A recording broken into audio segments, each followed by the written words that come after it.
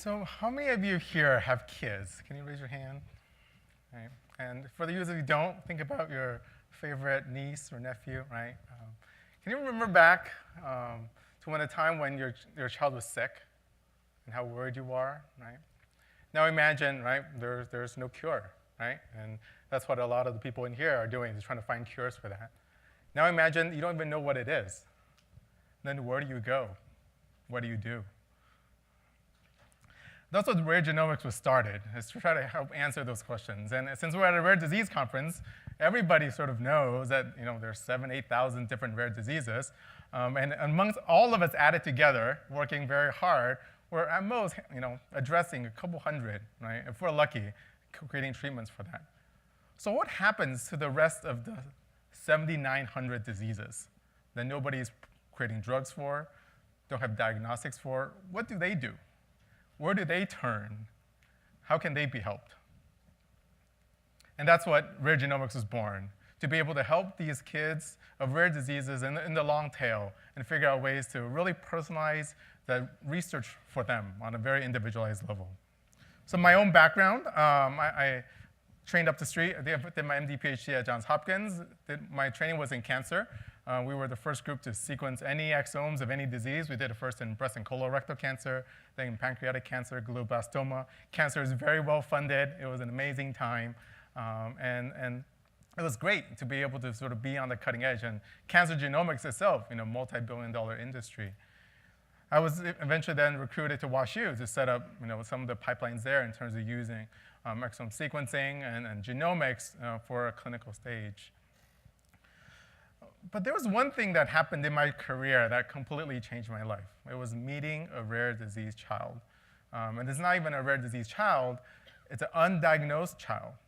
They came to us, this was while I was at Hopkins, trying to figure out, so they've been to so many doctors already, come with so much expectation, and I can remember their disappointment when we told them, you know what, there's nothing more we can do. And I thought, that's unacceptable. We shouldn't turn patients away saying that there's nothing we can do.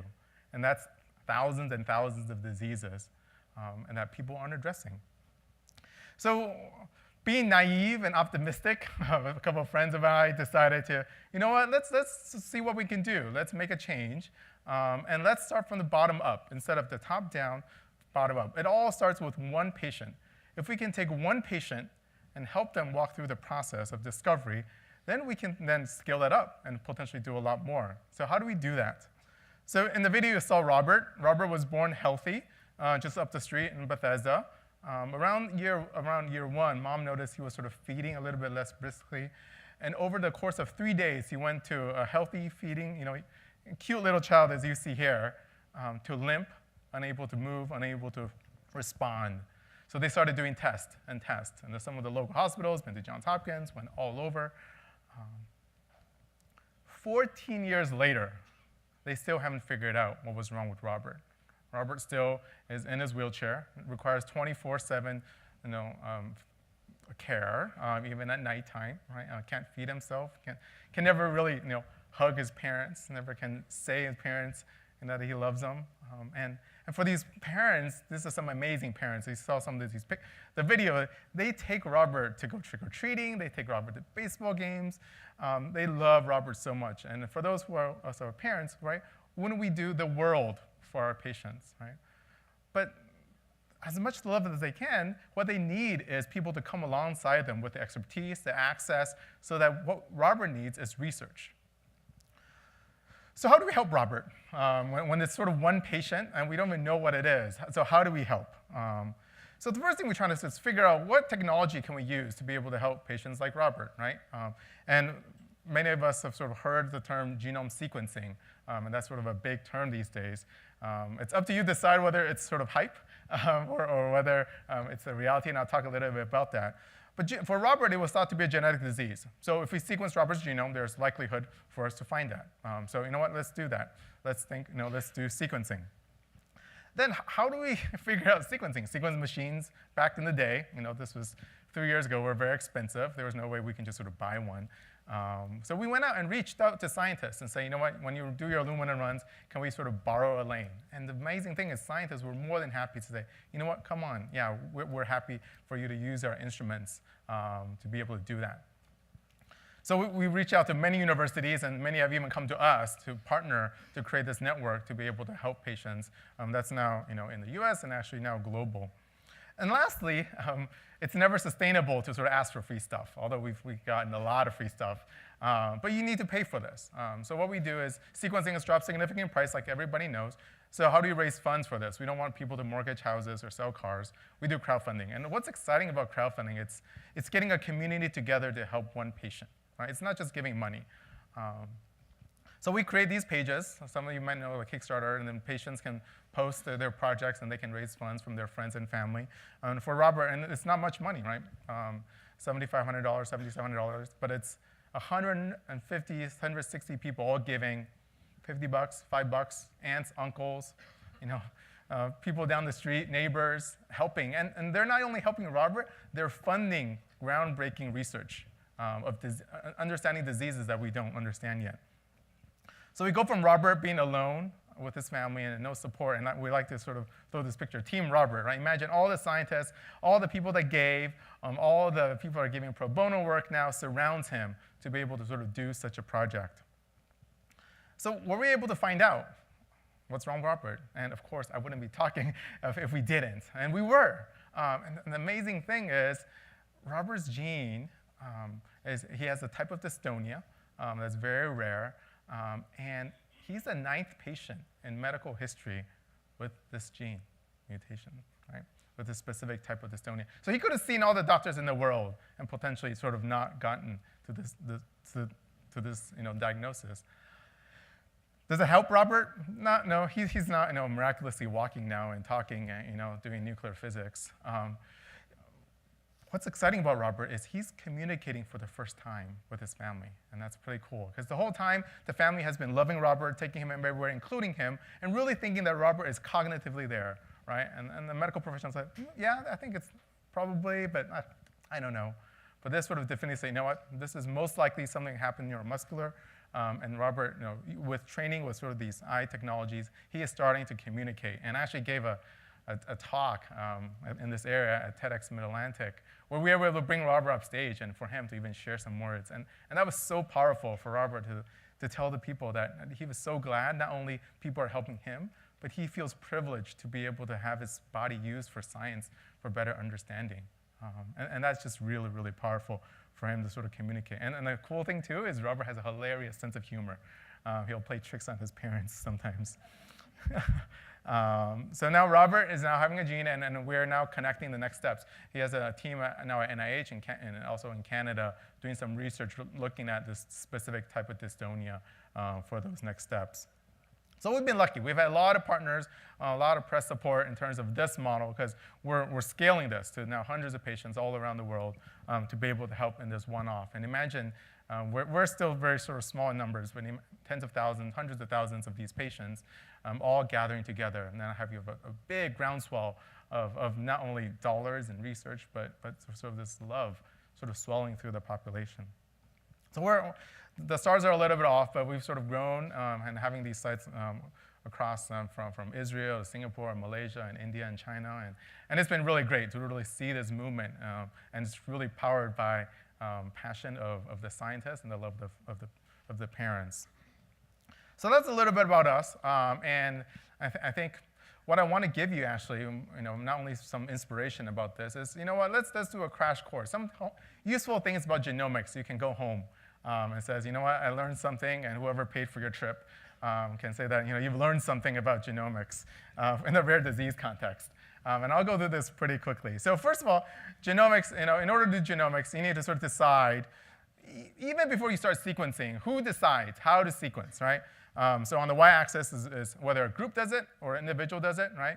And then whether it's done in a clinical context or a research context. And you see the arrows are eventually pointing to that star where it's an established clinical test, and it's starting to do that. And we have patients who are being reimbursed, and so some of our sites to do that. But, some of the other quadrants also are very useful too. And the way that you sort of set up the study really alters how you think about how you're going to do this sequencing. Because if you want to make it clinical, there's specific criteria. If you want to move it to individuals, you need to develop criteria. So what are some of the characteristics for people who are good candidates of sequencing? I think that usually we think about 3 general circles, good characteristics in terms of phenotype, that they have those characteristics, most likely genetic. Population characteristics, if you have more people of that same disease, it makes it more likely to find something that's significant. And then lastly, if you have family, bigger the pedigree, as many of you know, if we do genetics, the better ability we have to be able to power that study. Then how deep do you sequence, right? And everybody talks about whole genome versus exome versus panel. And it really comes down to a trade-off because of cost, right? You can do single gene with Sanger sequencing, that's thousands, often tens of thousands or even more. But as you do more genes, if you have the same throughput, less and less. And the exciting thing about genetics is that unlike cancer where there's heterogeneity, it's difference between tumor, most of your gene, mosaicism aside, are about the same. So your coverage can be a little bit lower for looking at rare diseases. Sample prep is another problem that people think about, whether you capture or whether you do the whole genome. And there are a lot of technologies, whether you want to use amplicon-based or capture-based. And we're really shifting towards an age where if sequencing really can be the magical $1,000, that potentially we don't even have to capture anymore. But be able to capture allows us for sort of better panels. Eventually, clinically, there's still going to be panels for those things. And then the next thing, of course, is technology. Right, big, J.P. Morgan, conference talking about this year about the big Illumina announcement and the $1,000 genome now available. But that's just the beginning. We're just starting. 3rd-gen sequencing is coming. We're going to have $100 genomes, or what Chris Anderson sort of talks about in technology is ultimately almost sort of free genomes to be able to. And now imagine what can you do with free genomes, and that's pretty exciting to imagine with 3rd or potentially 4th-generation sequencing. The informatics is complicated. However, there's good sort of pipelines to do that. However, I think the big thing as an informatician myself, never to treat it as a black box and you plug things in. And there are a lot of assumptions in each of these steps. And as you're trying to hunt for genes for these patients, you really need to sort of figure out. And because we've seen sequencing from 50-something, so many different sites now, that there are sort of ways that people are still missing stuff and best practices, and there really needs to be a standard for that, not only for a clinical context, even in a research context too, because people are missing genes, people are filtering out from the wrong things, just sort of plugging in algorithms sort of blindly. And ultimately then you filter. You find a bunch of things for your child, and you filter. You take out known variants in the database, you take out the rare variants, you consider the genetics, you look at sort of existing annotation, which is really, really sparse these days. Then you try to play sort of some guessing of prediction using how deleterious things are. And then ultimately, you hopefully come down to 1 gene, right? But it's very, very hard. The success rate right now for genome sequencing for rare diseases is about 1/3 to 1/4. And even that, I think there's still going to be a very high false positive rate. I think the field is still learning. I think that number is probably going to be that these early calls really need to be altered as we know more. And then lastly, the big thing about reporting. What do we tell patients, right?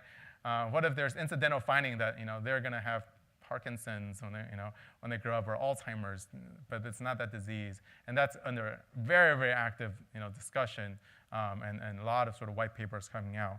But that really varies, whether it's clinical research, you want to sort of tell the patients, or whether it's a clinical test, you definitely want to tell the patients, or it's purely research and it's closed. And these are things that definitely need to be sort of discussed when thinking about sequencing. And then reimbursement really is the key that turns it. If we can have exome sequencing or genome sequencing paid for these diagnostic odysseys, I think we can help so many patients.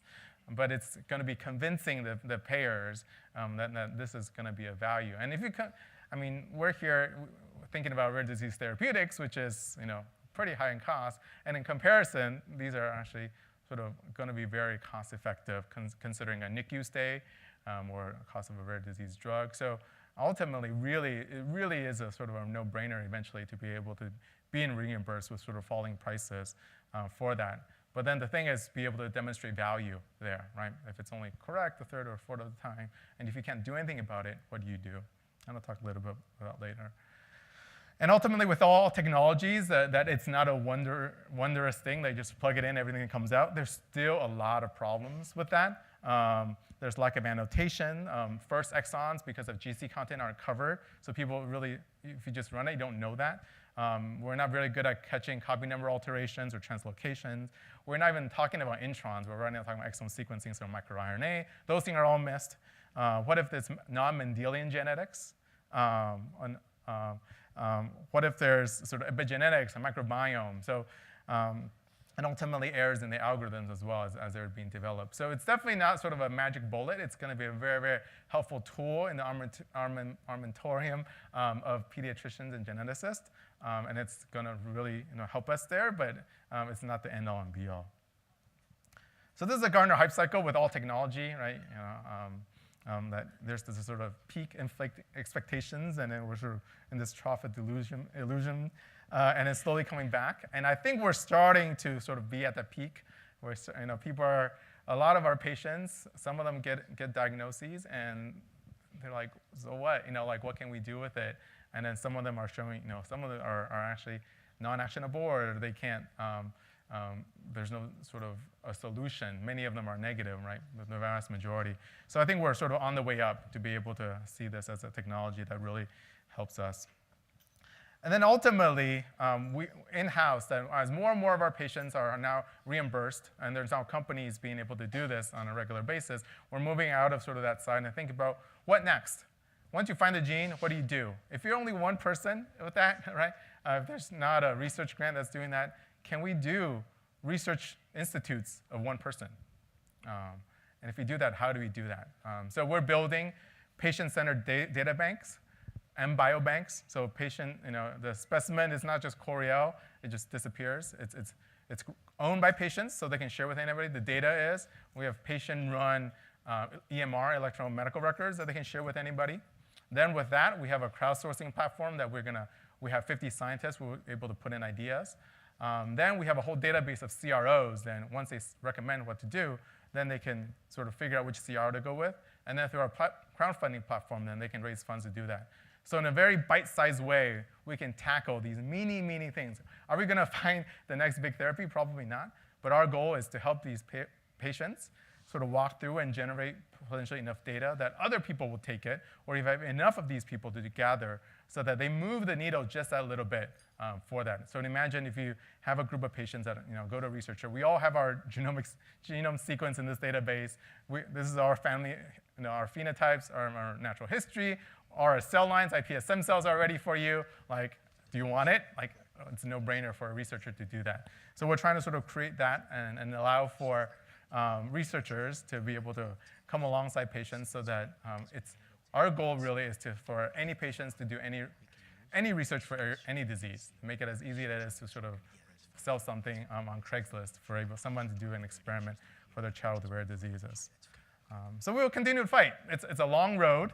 We are sort of a small idea shop, and we're really fun.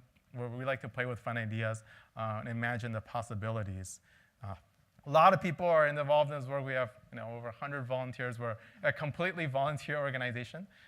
None of us sort of have a salary. All of us have full-time jobs. So this is pretty much sort of a big passion project for all of us. And the last thing I'm going to leave you is, I don't know if any of you know, tomorrow is Undiagnosed Children's Awareness Day. So for that day, I know there's all these days, Rare Disease Day and MS Day, right? But this is one day. We have two of our volunteers fly across the country, interview some top scientists and top families, and put together this book. It's a free ebook for people to download. So it includes, for example, Imo Kakis was going to be speaking. He talks about his journey about helping those first patients, and that's. If any time you get discouraged, you sort of go to read that and see or some of the stories of families. And if you're a family, you have a toolkit for that, and it's completely free, and that's sort of our contribution. So our goal is ultimately for those rest of the 7,900 or whatever, 7,800 diseases, that each of them and one of them will have a research program. Each of them will have hope for the future, no matter how few are affected, no matter how rare. Thank you very much.